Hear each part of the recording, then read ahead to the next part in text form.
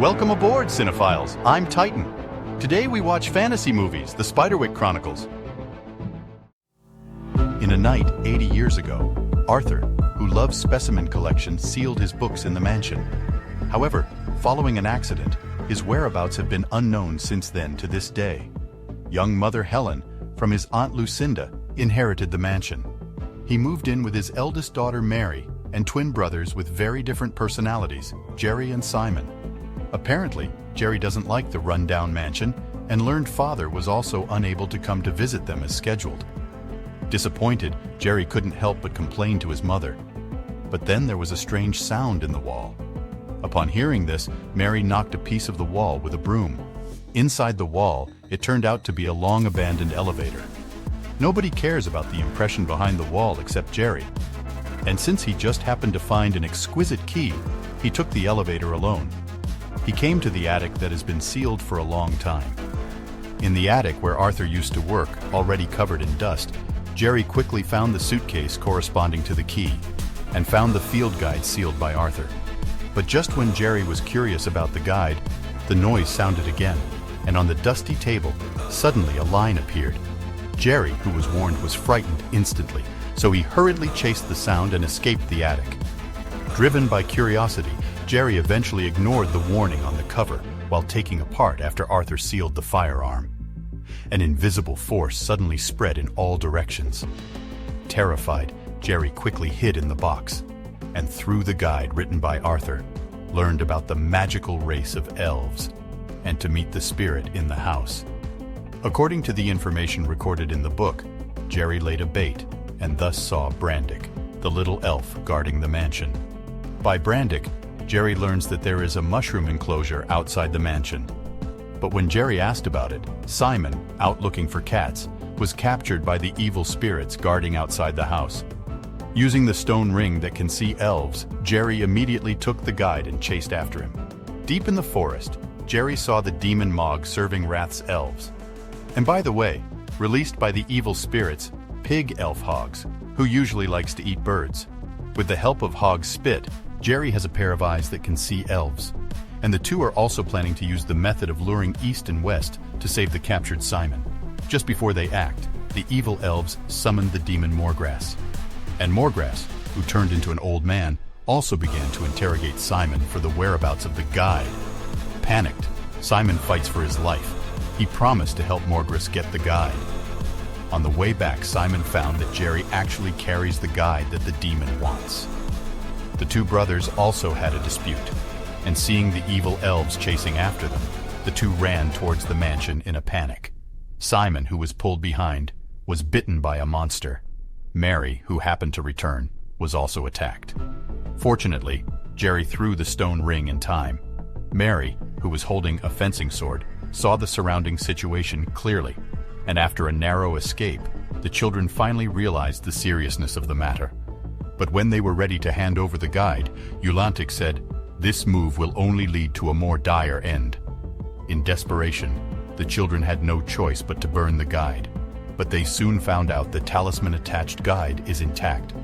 Seeing that there is no way to burn back the guide, the three can only decide to find Aunt Lucinda to ask about the situation. Considering the mansion, there is a secret road leading to the nearby town. Jerry and Mary left the injured Simon behind, then used the strategy of luring east and west to quickly enter the secret passage. Simon, at home, then began to research ways to deal with evil spirits and used tomato juice to make a weapon that can deal with evil spirits. On the other hand, Jerry was almost captured by a monster. Fortunately, he broke free in time, and Mary arrived at the nursing home safely. After a quick explanation, Jerry pulled out the field guide he brought. In Lucinda's eyes, this notebook brought misfortune to her life. It turned out that when Lucinda was a child, his father was obsessed with elf studies and finally gained the trust of the elves. But with the completion of the field guide, the demon Morgrass wanted it for himself.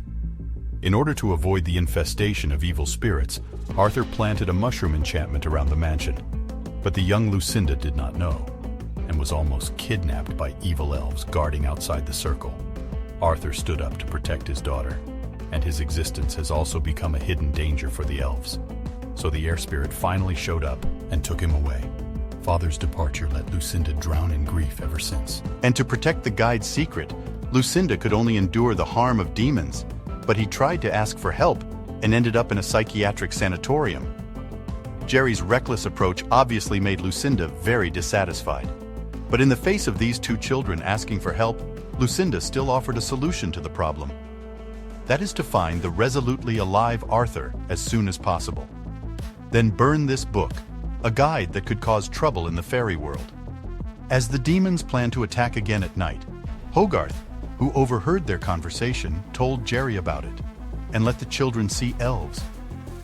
At first, distraught Jerry seeks help from his father, but Mary told Jerry their father had long been separated from their mother because of an affair, and right now they have to find their own solution to the problem.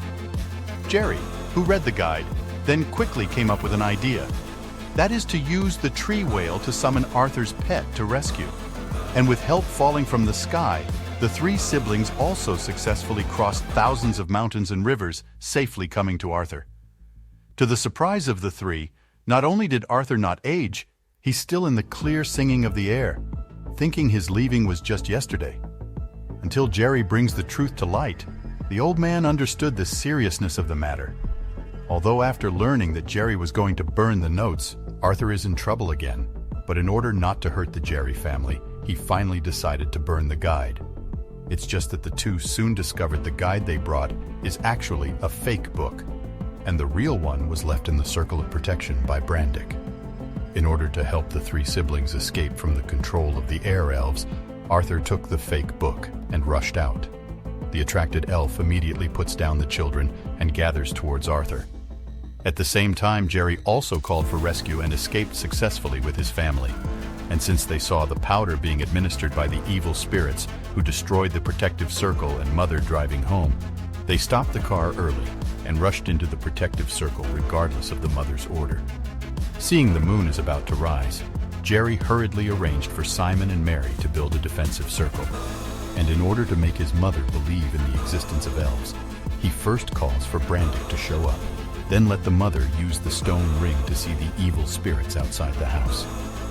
After seeing this wonderful and terrifying world, Helen, under Jerry's urging, hurriedly entered a state of combat readiness. But even if everyone unites against the enemy, the monsters still broke in like locusts. Fortunately, the clever Jerry had a plan and used the explosion of tomato juice to wipe out the enemy. And at this time, Jerry's father suddenly squeezed in through the gate. Jerry was very excited to meet his father at first, but he soon discovered this father can't tell the secret code between them. So Jerry immediately stabbed the kitchen knife in his hand. As expected, the man in front of him immediately turned into a terrifying demon. And because he didn't want to hurt his family, Jerry hid in the elevator. And from the attic to the roof, in the process of entanglement with the demon, Jerry saw the pig elf hogs guarding the tree. So Jerry, who had a plan, threw out the guide and let the demon turn into a crow and rush towards the guide. And Hogarth is about to get the guide. The devil swallowed it. After feasting, Hogarth, who succeeded in revenge, also left soon. In the end, Jerry's family brought Lucinda over, and except for old friend Brandick, Lucinda also saw his father, who came with the air spirit. After learning that his father must return to the land of elves, aged Lucinda made her own request. With the permission of his father and the help of the elves, the rejuvenated Lucinda is finally no longer alone. He can finally be with his father, happy life together.